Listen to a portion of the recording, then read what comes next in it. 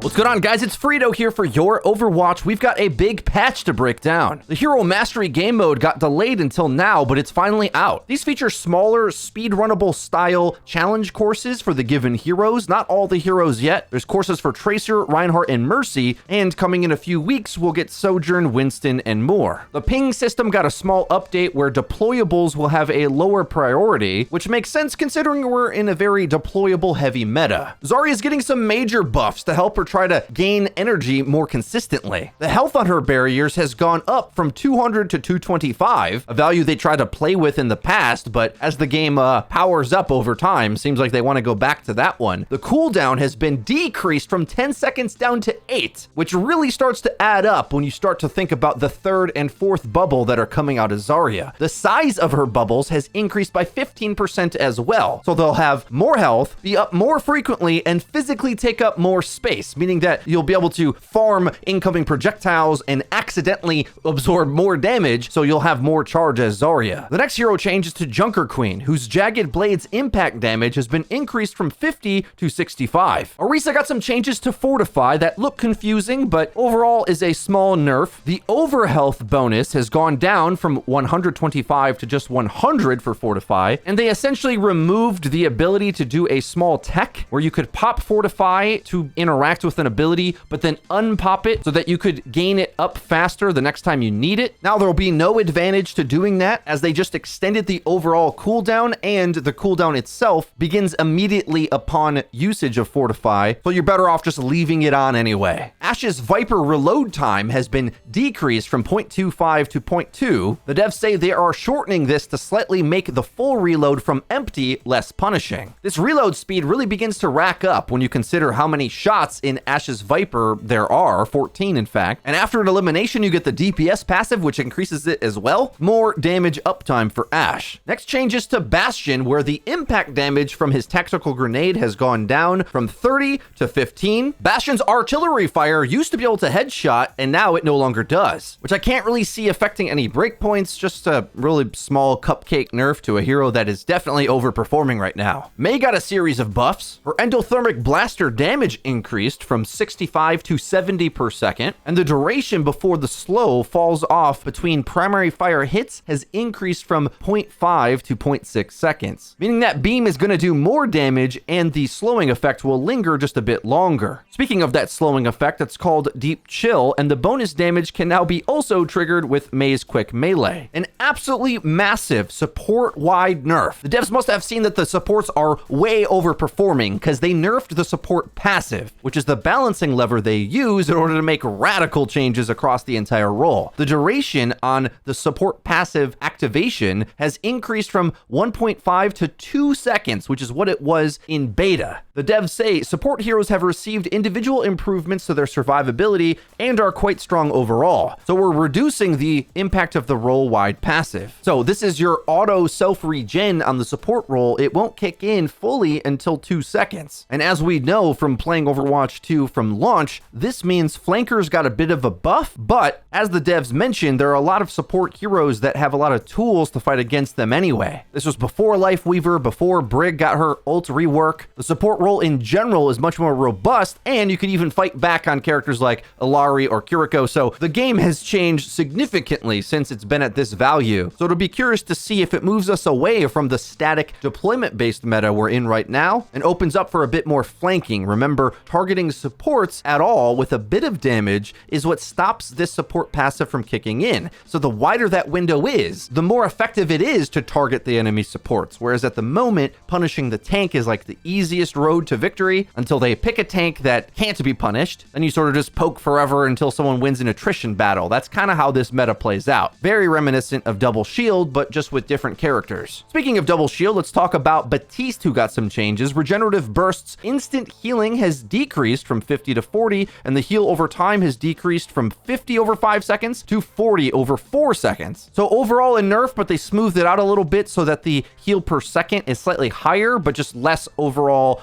endpoint. This is because Bap has been a pretty nuts hero in this deployment-based meta, healing a character like Bastion who has armor health, who he's both good with and against. You can kind of see why Bap's been winning for a while. And I think overall, he's just not as popular of a pick because he's been strong for a while, but now it's a little bit overwhelming how many of the things are working towards his favor finally. But he had some pretty strong stats previously, kind of waiting in the wings while other supports were taking the limelight. The next change is to Kiriko, where now the protection suzu passes through enemies. And since they already removed the knockback from suzu, which was kind of a strange property it had anyway, now you can be more confident at like long ranging it onto your team without an enemy walking in the way to accidentally activate it. That's everything for the patch today, guys. If you enjoyed this video, please be sure to leave it a like and don't forget to subscribe and click the bell icon to actually get notified when our videos come out. That's been it for me. I've been Frito for your Overwatch. I'll see you guys next time.